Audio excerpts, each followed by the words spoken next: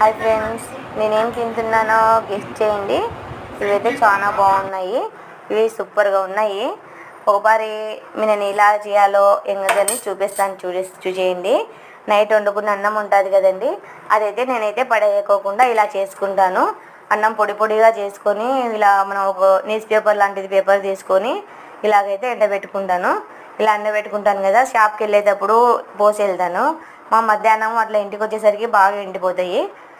మధ్యాహ్నమే తీసేయచ్చు మనం. ఇవి చూడండి ఎంత టేస్టీగా ఉన్నాయో, చూడండి బాగున్నాయి కదా. మీరు కూడా ఒకసారి ట్రై చేయండి. చూడండి బాగా ఆరిపోయాయి. ఇవైతే మనము స్టోర్ బియ్యంతో చేసుకోవచ్చు. మనం మామూలుగా వడ్లన్నం వండుకుంటాం కదండి, వాటితోనే చేసుకోవచ్చు. నేనైతే ఇవి వడ్లన్నంతోనే అండి, అన్నం మిగిలిపోయింది కదా ఇవి చేశాను. ఆదివారం పూట ఇంటిగా ఉంటాను కదా, అప్పుడైతే నేను స్టోర్ బియ్యం అయితే కొన్ని వండి పెట్టుకొని కూడా ఇలా ఎండబెట్టుకుంటాను. పిల్లోళ్ళు ఉన్న వాళ్ళకైతే బాగా యూజ్ అవుతాయి. పిల్లోళ్ళు ఇంటికి వస్తానే స్నాక్స్ అడుగుతారు కదా, స్కూల్ నుంచి ఇస్తానే, వాళ్ళకైతే భలే టేస్ట్గా ఉంటాయి. నేను చూడండి ఎంత బాగా పొంగుతున్నాయో, చూడండి అటుకులాగా పొంగుతున్నాయి. ఇవైతే ఎంత టేస్ట్గా ఉన్నాయంటే అంత టేస్ట్గా ఉన్నాయి. మీరు కూడా ఇలా ఎంతమంది చేసుకుంటారో లైక్ చేయండి, కామెంట్స్ పెట్టండి. ఇది చూడండి, మనమైతే ఉప్పు వేసుకున్నాం కదా ఫస్ట్ అన్నం వండుకునేటప్పుడు, ఉప్పు లేకుండా ఇప్పుడు కారం పొడి అయితే ఇలా లైట్గా పోసుకొని కొద్దిగా మంట మంటగా ఉంటుంది కదా అనేసి చూడండి ఇలాగైతే మిక్స్ చేసుకున్నాను.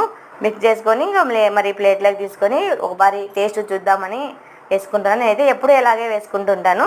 చూడండి ఎంత టేస్టీగా ఉన్నాయంటే అంత టేస్టీగా ఉన్నాయి. బాయ్.